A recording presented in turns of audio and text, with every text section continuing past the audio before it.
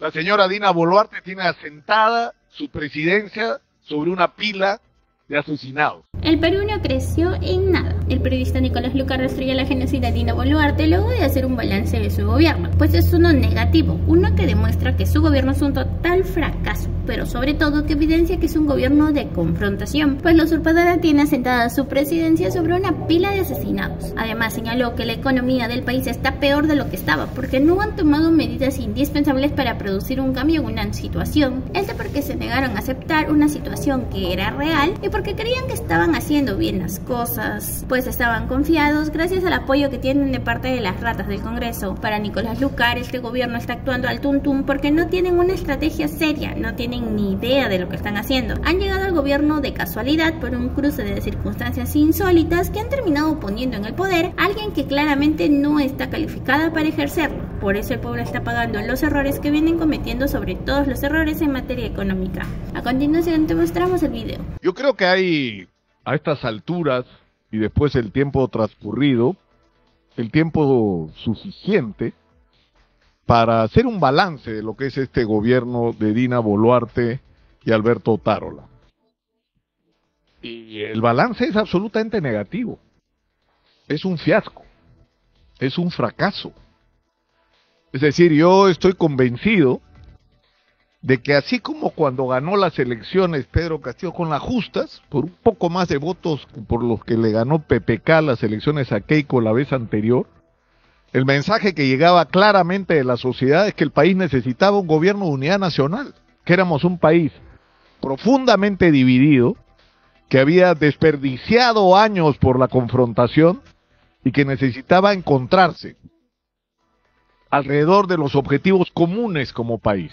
Lamentablemente eso no ocurrió, la historia la conocemos de más y sabemos cómo terminó por lo menos este primer capítulo del gobierno penoso de Pedro Castillo. Porque esta es la segunda parte, porque Dina Boluarte fue electa en la misma elección. Y cuando cae Pedro Castillo por sus propios actos, es decir, esclavo de sus propias acciones, Dina Boluarte tenía una extraordinaria oportunidad de hacer aquello que no fue posible hacerse en julio del 2021. Abrir en el Perú un proceso de transición para elecciones que tenían que ser adelantadas y que esté signado por la constitución de un gobierno que, así como debió ser de transición, como debe ser, debía ser de encuentro entre los peruanos. No un gobierno de confrontación como es en lo que se ha convertido y lo tiene como sello de nacimiento. La señora Dina Boluarte tiene asentada su presidencia sobre una pila de asesinados, de muertos, y de muertos además de los dos lados. Y la pregunta es si ese precio que convencieron que era inevitable pagar, indispensable pagar, a estas alturas valió la pena. Finalmente el ministro de Economía reconoció, sí pues hay recesión. Bueno, lo que debería haber dicho el ministro, sí pues me equivoqué y presento mi renuncia. Porque el plan Compunche Perú es un fiasco. La economía no solamente está igual, está peor de lo que estaba. Porque no han tomado medidas indispensables para producir un cambio en una situación que negaban a aceptar como real. Es decir, si te equivocas en el diagnóstico, es absolutamente imposible que cambies las cosas de manera positiva. Si te aferras a la idea que estás haciendo todo muy bien y te miras en el espejo, entonces hablas con Otárola y Otárola te dice, muy bien, gordo, y tú le dices, ya, chato, muy bien, todo está muy bien. Ustedes estarán felices, pero el país no. Estaba leyendo el comunicado de los empresarios de Gamarra con respecto a todo lo que han dicho en este tiempo sobre lo que había que hacer en el Perú. Estamos en recesión. ¿Quién mejor que los micro y pequeños empresarios para medir el termómetro de la economía? Si no son ellos mismos que sienten en carne propia la retracción del mercado, la caída de la capacidad adquisitiva de la gente, que son los que pueden dar fe cómo se hacen promesas que no se honran. Es decir, el Estado le va a comprar a los micro y pequeños empresarios puro cuento, pura palabra. Vamos a dar un estímulo financiero ¿A quién? A los bancos. Pero le han arreglado los problemas a los micro y pequeños empresarios como los de Gamarra, o vayan a preguntar al norte del país lo que está pasando con los pequeños agricultores, que están con la soga al cuello literalmente, al borde de perder lo único que tienen en sus tierras, porque no pueden pagar las obligaciones, porque no ha habido una atención y una conciencia de parte del gobierno en que todo está muy bien. Todo está muy bien. Y recuerdo la frase, les voy a contar una anécdota. Fue a hablar un día con el señor Alfaro, en ese momento ministro de Justicia, y por unos conflictos que había. Y le digo, oiga, ministro, ¿cómo van a salir de esta situación? No te preocupes, me dice, y no les miento, hizo, todo va a estar bien, cantando la... O sea, el ministro de Estado, que pensaba ya en ese momento que todo va a estar bien, como dice el spot publicitario. Me pareció patético, sinceramente, pero reflejaba lo que esta gente piensa.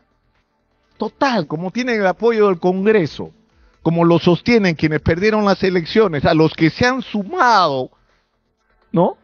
La gente esta, es de esa alianza que hay en el Congreso de la República, que es una cosa que yo no sé cómo no hay una reacción de la sociedad. Los enemigos mortales de hace unos meses ahora están abrazados defendiendo juntos el privilegio de quedarse hasta el 2026 para exprimir hasta donde puedan la teta del Estado. En un contexto en el que, para empezar, como digo, no, es decir, no es que ha fracasado una estrategia económica, es que no hay una estrategia económica. No hay. O sea, los proyectos, grandes proyectos de inversión, siguen trabados por un tema de desconfianza política y desconfianza en este gobierno, en lo que este gobierno pueda hacer o no, y en cuán serios son los compromisos que este gobierno adquiere. O sea, los niveles de gasto en el aparato del Estado son lamentables, porque acá evidentemente lo que hay que hacer es activar el gasto público realizando obras que tienen que hacerse rápido y con la mayor transparencia posible para que eso mueva la economía, pero lo más importante es que hay que invertir y dar confianza para la inversión privada, que es la principal generadora de empleo. Pero así como ha fracasado el Plan Perú, el Plan Compunche Perú, perdón, ha fracasado también el Plan Boluarte.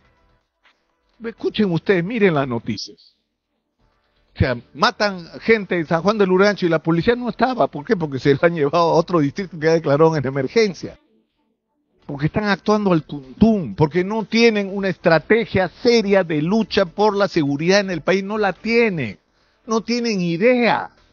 Han llegado al gobierno de casualidad, por un cruce de circunstancias absolutamente insólitas que han terminado poniendo en el poder a alguien que claramente no está calificado para ejercerlo.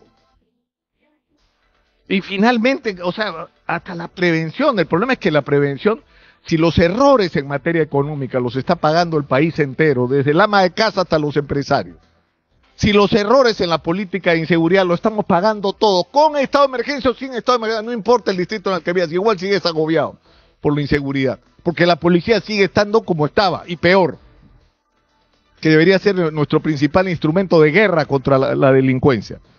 Lo que hay en tercer lugar es una enorme irresponsabilidad como se está manejando la prevención contra el fenómeno del niño, que es inminente. Es inminente, se dijo en noviembre, seguramente empiece, con suerte empezará en diciembre, pero estamos en octubre, estamos al borde, y la pregunta ¿qué se ha hecho? Ya empezaron las protestas en el norte del país, de cuándo empieza esto, y la gente se empezó a cansar. Entonces está claro que este gobierno es un fracaso, que este segundo capítulo del gobierno que se instaló el 28 de julio del año 2021 y que se relanzó tras el golpe de Pedro Castillo con Dina Boluarte a la cabeza, ha fracasado. Y que es el momento de hablar con seriedad de un proceso de transición que termine en elecciones que tendrán que ser adelantadas si no queremos exponer al país a una confrontación social donde ya no solamente va a estar el sur enardecido, sino el norte también, y sobre todo por el fenómeno del niño, y donde el gran reto, una vez más, es que viene después. Pero eso no le corresponde ni al gobierno, ni al Congreso de la República. Es una vergüenza cotidiana, es un productor cotidiano de vergüenzas, Congreso de la República. La respuesta de qué es lo que viene después está en los ciudadanos, en los empresarios, en los emprendedores, sobre todo en los micro y pequeños empresarios, en los representantes de los agricultores, en los gremios sociales, empresariales y sindicales, en la sociedad civil, en las cámaras de comercio, en los colegios profesionales. De ahí tiene que salir el nuevo liderazgo de este país, que tenga las manos limpias, pero sobre todo que sepa lo que hay que hacer. ¿Y tú qué opinas de las declaraciones de Nicolás Lucar? ¿Crees que el gobierno de Dina la Asesina es un total fracaso? Déjanos tu opinión en los comentarios y comparte este video para ayudarnos a que esta información llegue a más personas.